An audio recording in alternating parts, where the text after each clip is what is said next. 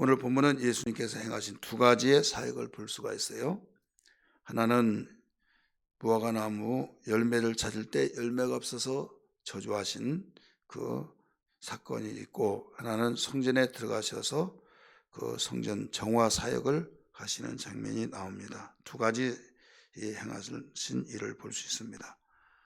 우리는 이 11장 마태복음 11장에 보면 그 이전에 어떤 11장 이전에 10장 마지막 단락에 보면 그 소경을 하나님이 고치신 장면이 나와요. 여기가 장소가 여리고입니다. 그 여리고에서 소경을 고치시고 그 다음에 예루살렘으로 입성을 하십니다. 그래서 마지막 한 주간을 남겨놓고 예루살렘에 입성을 하시면서 그 겸손의 왕이 나귀를 타고 오신다고 하는 스가랴 선자의 예언을 이루기 위해서 들어오시는데, 이때 많은 사람들이 그 호산나 다윗의 자손 예수여 하면서 그 환호하면서 그 찬송을 부르게 되죠. 그렇게 되었을 때 예루살렘에 들어오고 난 뒤에 그 곧바로 어디로 가셨다고 그래서요? 성전에 들어가셔서 둘러보시고 날이 저무르니까 베다니, 예루살렘에서 베다니까지 약 2km가 됩니다. 베다니에 들러서 잠을 주무시고 그 이튿날 되었을 때 그 베다니에서 나와서 어디로 갑니까? 다시 성전에 가십니다. 성전에 가시는 과정 속에 곧 2km가 되어지는 그 과정 속에 시장하셔서 그 무화과나무 보니까 다른 무화과나무보다 주님이 바라봤던 무화과나무가 잎사귀가 무성하니까 저기에 혹시 열매가 있지 않나 해서 그 따먹으려고 시장하시니라 그 열매를 따기 위해서 갑니다. 그런데 열매가 없더라 하는 것을 발견하게 되죠. 이때 이제부터 사람이 너희에게서 영원히 열매를 딸 수가 없게 될 것이다, 이렇게 말씀을 하신 거예요. 그 말씀을 하시고 그 다음에 성전에 들어가셔서 돈 바꾸고 매매하고 또 이모저모 그 난장판을 만들어 놓는 이런 강도의 소굴같이 되어진 것을 보시고 개탄하시면서 노끈으로 채찍을 만드셔서 예수님이 모두 상을 엎으시면서 선지자가 말하기를 하나님의 성전은 만민이 기도하는 집이라고 했는데 너희들은 만민이 기도하는 집이 되지 못하게 만들고 장사의 소굴, 강도의 소굴이 왜 되게 했느냐 하면서 사역을 하셨던 것을 볼 수가 있습니다. 오늘 두 가지 사건 사역입니다. 하나는 무화과나무 저주하신 사건, 하나는 성전에 들어가셔서 그 성전 정화 사역을 하셨던 사건입니다. 자, 두 가지 사역 가운데서 우리에게 주신 교훈이 뭐냐? 무화과나무 사건 속에서 12절부터 14절의 말씀 보면 거기에 주님이 요구하신 열매를 주님이 언제든지 요구하시면 열매가 있어야 된다는 거죠. 열매가 없이는 주님께로부터 어떤 칭찬을 들을 수가 없다, 책망받을 수밖에 없다, 이것입니다. 한 가지 다른 복음서에는 나오지 않았던 이 마가복음만 나오는 여기에 한 구절이 있어요. 그게 뭐냐면 13절을 맨 끝에 보면 이는 무화과의 때가 아님이라, 이렇게 나오죠. 이는 무화과의 때가 아니다. 때가 아니라는 것은 열매를 많이 생산하는 때가 아니다, 이 말입니다. 그러면 열매를 많이 생산하는 때가 아니면 열매가 없단 말이냐? 열매가 있기 때문에, 많은 사람은 이 말 때문에 마가복음은 자상하게 나와요. 시간 순서대로 나옵니다. 순서대로. 근데 마태복음 같은 경우는 그냥 이 저주하신 나무에 바로 말라버린 걸로 이해가 돼요. 그런데 이 마가복음 보면 하루 있다가 말랐다는 것을 확인하게 되죠, 제자들이. 그래서 순서대로 바로 기록을 했다고 한다면 마가복음은 그냥 사건을 생각난 대로 계속 기록해 놓았기 때문에 순서가 아니라는 것을 볼 수가 있습니다. 그러면 이렇게 자상하게 나왔던 이유가 뭐냐? 많은 사람에게 예수님은 무화과나무 때가 아닌데 열매를 요구하시고 또 전지하신 분이 그 열매가 없다는 걸 아시면 그냥 거기에서 지나가시든지 요구를 하지 아니하시든지 해야 하는데 왜 요구를 하시면서 무화과나무 때가 아님에도 열매를 내지 않았다고 해서 저주하시느냐? 이건 예수님이 잘못한 것 아니냐? 이렇게 생각을 할 수도 있습니다. 그러나 예수님이 40일도 금식하신 분이 그 못 참겠습니까? 사건을 통해서 우리에게 가르쳐주고 하는 영적 우리의 교훈을 주고자 한 겁니다. 분명히 배도 고팠지만은 그걸 참을 수도 있어요. 그냥 다른 걸로 대체해서 시장길을 면할 수도 있습니다. 그러나 왜 지나가시면서 이 사건을 무화과나무에서 열매 없다고 저주를 하시느냐? 무화과나무는 곧 우리의 신앙을 가리키고 있다는 걸 알아야만 됩니다. 우리는 신앙에 추수기가 따로 있어요. 바로 열매를 가장 맺는 우리의 생애가 있습니다. 마찬가지로 무화과나무도 1년에 한 번 정확하게 열지만은 2번 엽니다. 한 번 여는데 2번 연다는 것이 뭐냐? 3월에 한 번, 가을에 한 번 열게 되는데 그때마다 수확을 하잖아요. 이때 좀 덜 익고 좀 잘 자라지 않고 그런 것들은 그 어떤 농부가 상품의 가치가 있고 먹을 만한 것을 추수하지 추수할 때 100% 다 익는 건 아니잖아요. 그래서 남겨놓은 것이 있다 이거죠. 남겨놓은 것은 아직 따기는 이르다. 그래서 남겨놓고 사시사철이 완전히 구분되지 않냐고 그 열대지방이기 때문에 그 열대지방에서 그 겨울이 되어진들 영상의 날씨이기 때문에 이게 지나가는 거예요. 지나가면서 그대로 익어지고 자라고 익어집니다. 그렇기 때문에 이 봄이니까 이 가을에 다 자라지 못한 거 이미 추수해서 그 상품의 가치를 통해서 먹거나 팔거나 했고 그 나머지가 있는데 그 나머지 부분이 혹시 무화과나무가 있지는 않아요. 열매는 있지 않나. 잎사귀가 워낙 잎사귀가 무성하니까 그렇기 때문에 예수님이 여기에서 시장은 하시고 여기에 무화과나무 때는 아니지만은 혹시 있지 않나 이거예요. 근데 열매가 없다. 그래서 그냥 지나갈 수도 있는데 저주하셨다. 이것은 영적인 면에서 강력한 우리에게 교훈을 주고 있는 겁니다. 예수님이 언제든지 요구할 때 열매가 있어야 된다 이거죠. 예를 들어서 늦은 비와 이른 비가 있죠. 성경에 늦은 비, 이른 비 있어요. 우리는 추수할 때가 따로 있다고 그랬어요. 근데 지금의 시대는 어떻습니까? 추수할 때가 따로 있는 것이 아니에요. 열대지방은 이모작, 삼모작도 하고 막 이모작, 삼모작 이렇게 하잖아요. 벼를 추수할 때도 마찬가지로 우리의 신앙은 은혜 받을 때 그 사람의 여러분 개개인에 다 따라서 내가 은혜 받을 때 이렇게 했다고 하면서 그때 은혜를 촉하면서 그때는 아주 굉장했다 막 이런 말 하잖아요. 그게 내 개인의 영적 생활의 열매 그리고 열심을 통해서 섬기고 전도하고 막 이럴 때 그럴 때는 이 추수할 수 있는 그런 열매를 추수할 수 있는 열매를 따는 그런 기회라고 보세요. 그 다음에 계속 지나오면서 간헐적으로 열매를 계속 자라면서 열매를 맺게 하고 자라서 또 따게 되고 그래서 무화과나무는 꽃이 없는 가운데 바로 열매를 맺는다고 해서 무화과 꽃화자입니다. 그래서 그 꽃이 없는 가운데 열매를 맺는다. 이상하잖아요. 보기에는 꽃이 없습니다. 아무리 뒤지고 살피더라도 꽃이 없어요. 그러나 무화과나무 그 열매 속에 쪼개려 보면 거기에 이 서리빨리 같은 것이 있습니다. 그게 꽃이에요. 그래서 꽃이 보이지 않아요. 그래 우리는 신앙생활하면서 영적으로 그렇게 보이지 않더라도 열매를 맺게 하는 것을 우리에게 일러주고 있는 겁니다. 그러면서 우리 개개인마다 어떤 수확기와 같이 그때 전성기라는 말 있잖아요. 신앙의 전성기. 그래, 전성기를 지나면 열매가 하나도 없냐? 아니라는 거예요.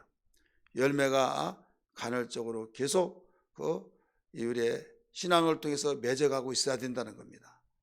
그래서 맺어가고 있는 것을 잎사귀가 푸스름하고 무성한 가운데서 열매는 있어야 된다.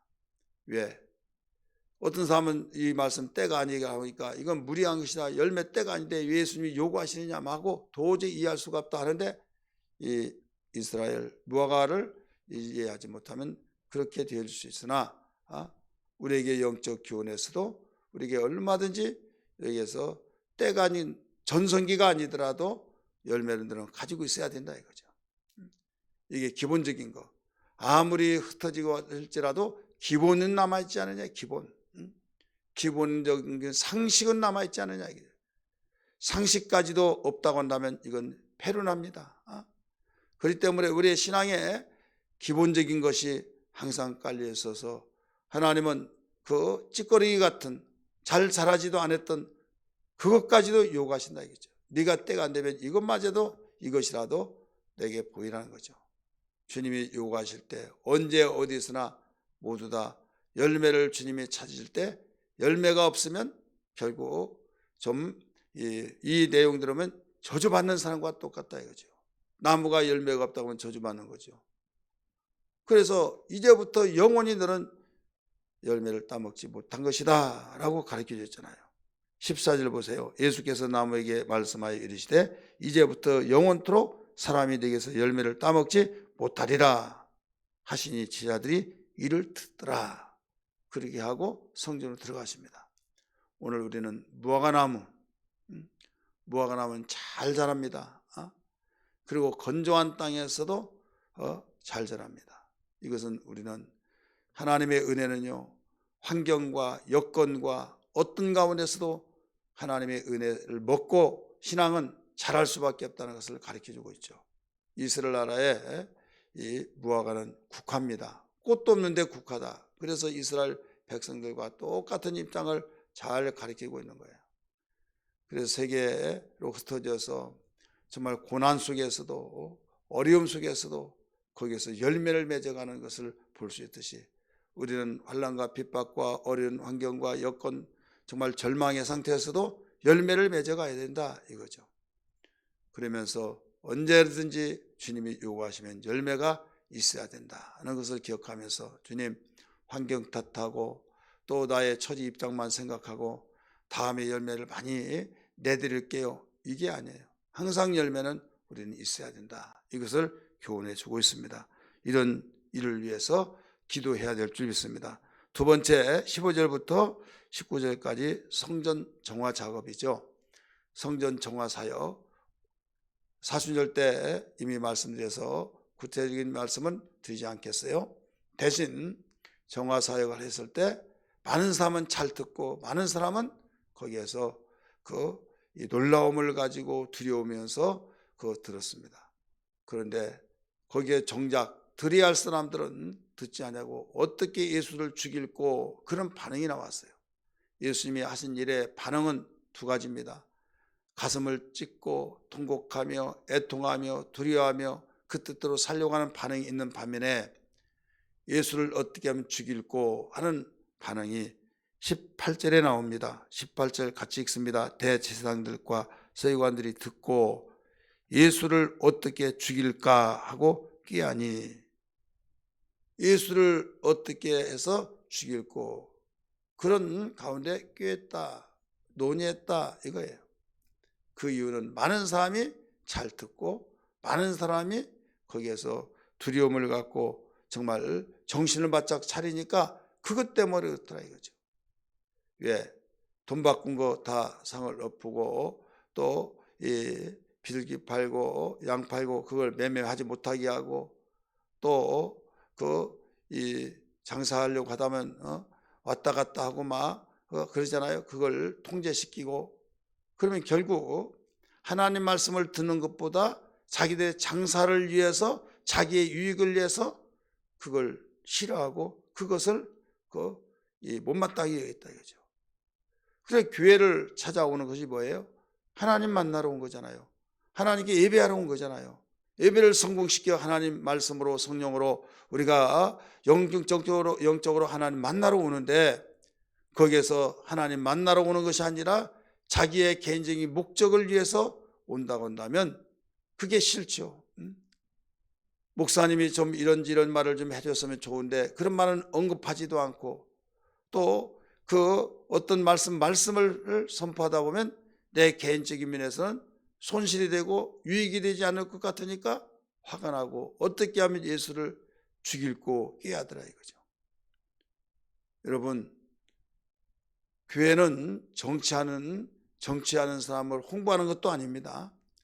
교회는 어떤 장사하는 것도 아니고, 교회는 자기의 여러 가지 그 사생활의 목적을 이루기 위해서 홍보하는 것이 아니다 이거죠. 그렇기 때문에 오직 주님은 너희가 만민이 기도하는 집이라고 하는데 왜 집을 강도의 소굴로 만들었냐? 강도는 어떤 사람입니까? 자기의 유익을 위해서 극단적인 면에서는 죽여서까지도 자기의 몫을 챙기려고 한 것이 강도예요. 교회를 그렇게 생각하지 말아라, 이겁니다. 근데 그 말을 했는데 회개해야 되는데 회개는커녕 오히려 어떻게 하면 예수를 죽일고 반응이 그렇게 나왔다 이거죠. 오늘날 우리의 신앙이 그렇지 않았나? 하나님의 말씀을 듣고 반응이 이것저것 생각해 보니까 이런 말 하면 안 된대, 이런 말 하면 안 된대. 하나님 말씀을 선포했음에도 불구하고 그 말이 자기에게 찔림이 되면 회개하는데 오히려 듣기 싫다고 하면서 거기에서 거부 반응을 일으키고, 교회를 나가봤자 그 말이 그 말이지 생각하면서 나오지 않고, 이런 사람들이 일어난다 이거죠. 이건 과거나 지금도 앞으로도 계속되집니다. 그 중에 한 사람인 내가 그런 사람이 되지 마라 이거죠. 예수님 시대도 그랬어요. 누가 한 사람이 누가 그렇다 하기 이전에 그러면 이런 말을 하면 또 이상한 생각을 하는 사람이 있어요. 우리 교회 누가 그러나? 내가 안 그러면 된 거지 꼭 왜 그렇게 말합니까? 우리는 있어서가 아니라 그런 반응이 예수님 당시에도 일어나고 다른 때도 일어나고 앞으로도 일어난다 이거죠. 그 일어나는 가운데 내가 되지 말아라 이거죠.